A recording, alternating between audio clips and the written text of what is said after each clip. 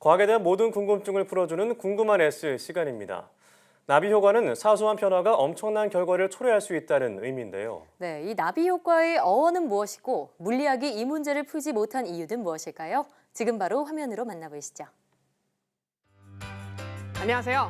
과학의 모든 궁금증을 해결하는 궁금한 S의 이호종입니다. 궁금한 S와 함께할 오늘의 이야기 만나볼게요. 여러분, 나비 효과에 대해서 들어보신 적 있으신가요? 나비의 작은 날갯짓이 날씨 변화를 일으키듯 미세한 변화나 작은 사건이 추후 예상하지 못한 엄청난 결과로 이어진다는 의미예요. 오늘은 이 나비 효과란 무엇인지 궁금한 S에서 함께 알아보도록 하겠습니다. 이 효과를 최초로 이야기한 사람은 미국의 기상학자인 로렌츠입니다. 1961년 로렌츠는 컴퓨터 시뮬레이션을 통해 기상 변화를 예측하는 과정에서 정확한 초기값인 0.506127 대신 소수점 이하를 일부 생략한 0.506을 입력했습니다. 그런데 그 결과는 놀라웠어요. 0.000127이라는 근소한 입력치 차이가 완전히 다른 기후의 패턴의 결과를 나타낸 것이죠. 나비 효과라는 말의 기원은 1972년 미국 과학진흥협회에서 실시했던 강연의 제목인 브라질에서 나비가 날갯짓하면 텍사스에서 토네이도가 일어날까?에서 유래되었습니다. 브라질에 있는 나비가 날개를 한번 퍼덕인 것이 대기에 미세한 영향을 주고 또 이 영향이 시간이 지나면 지날수록 증폭되어 긴 시간이 흐른 후 미국을 강타하는 토네이도 같은 결과를 가져온다는 비유에서 나타난 표현이죠. 그런데 나비 효과에서 왜 하필 나비가 쓰이게 되었을까요? 1952년에 출간된 레이 브래드버리의 SF 소설 천둥소리에서 사용되었기 때문입니다. 중생대의 나비 한 마리 때문에 미래의 대통령 선거 결과가 바뀌어 희대의 과격파 전체주의자가 당선되었다는 설정이 들어가 있기 때문이죠. 그렇다면 이 나비 효과의 이론이 어디에서부터 비롯되었을까요? 물리학사를 돌이켜보면 태양계가 돌아가는 원리를 수학적으로 입증하려다 실패한 과학자가 무수히 많은데요. 물리학의 거장이라고도 불리는 뉴턴도 그중 한 명이었습니다. 당시 만유인력의 법칙을 발견한 아이작 뉴턴은 중력의 영향으로 서로 묶여있는 두 개의 물체가 타원 궤도를 따라 서로 돌 수 있다고 예측했으며 이 예측은 이론상으로도 실제 천체에 관한 관찰로도 완벽하게 증명된 상태였습니다.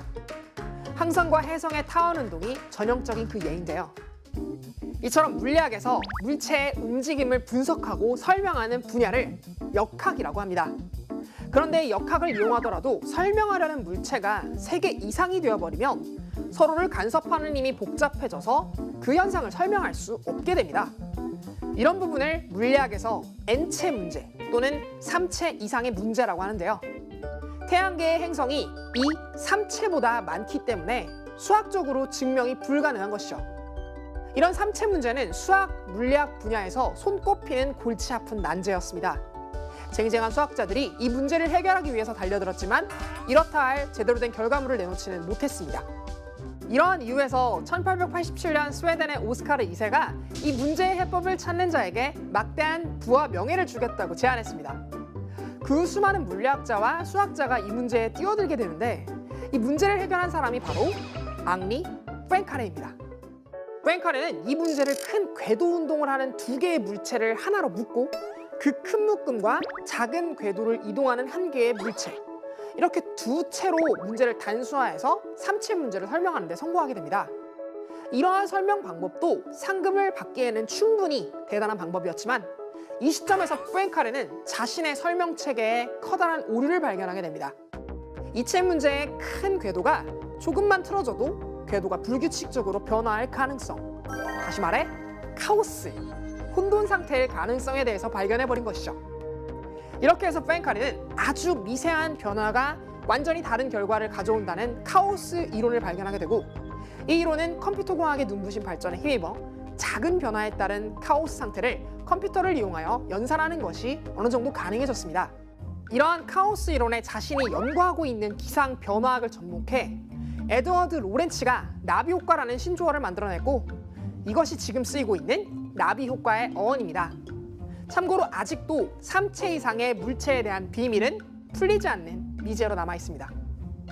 하지만 물리학이 정말 놀라운 것은 겨우 3체에서 일어나는 정확한 힘의 주고받음을 풀지 못함에도 불구하고 매우 많은 대상이 서로에게 영향을 주는 경우에는 어느 정도 그 대상들의 변화의 양상 등을 파악할 수 있다는 점입니다. 19세기 중반부터 활동했던 물리학자인 루드비 볼츠만은 현대에 연구되고 있었던 열과 에너지라는 현상에 대해 무수히 많은 기체 분자들의 운동 에너지와 회전 에너지, 그리고 상호작용 때문에 전달된다는 이론인 기체 분자 운동론을 주장하게 됩니다. 기체 분자 운동론은 자연에서 일어나고 있는 온도의 증가와 감소, 기체의 압력, 그리고 기체가 가지는 부피 등을 그동안 설명되었던 방식인 열의 이동으로 설명하기보다는 기체 분자 자체의 운동으로 설명하고자 했습니다. 셀 수 없을 정도로 많은 이 대상을 다루는 학문은 곧 통계적 양상을 파악하는 학문이라는 의미의 통계역학이라는 새로운 분야로 탄생하게 되고, 이 통계역학은 훗날 브라운 운동을 설명하는 기초 이론으로서도 양자적 현상들의 앙상블을 통계적 방법으로 다루는 양자 통계역학에서도, 그리고 작은 시스템으로부터 거대한 시스템 등 미세한 개체가 조직적으로 형성하고 있는 시스템의 양상을 분석하는 스케일의 과학에도 이용되고 있답니다.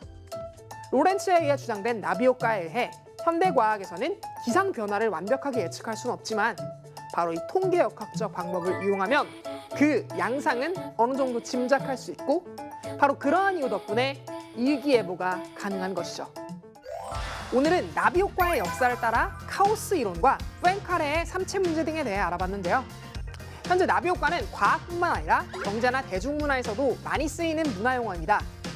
어느 상황에서 어떨 때 쓰이는지 더 찾아보신다면 나비 효과라는 단어가 품고 있는 속성에 대해 더 쉽게 다가갈 수 있을 것 같습니다. 그럼 궁금한 S는 여기서 이만 인사드릴게요. 과학에 대한 궁금증이 있다면 언제든 유튜브에 사이언스 투데이를 검색해주세요. 이상 궁금한 S였습니다.